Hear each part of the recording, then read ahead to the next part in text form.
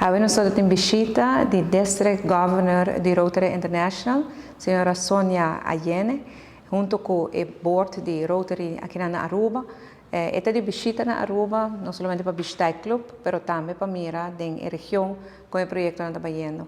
Mas se bisa que Rotary tem período, optimamente está long-standing aqui na Aruba, algum projeto que é importante que a gente da Aruba depende de e aqui na máxima seguro saliendo fora da pandemia na Aruba, nós por usar mais ajuda de toda a organização aqui, e service clubs aqui, e me agradecer Rotary também pelo qual que não está fazendo para Aruba.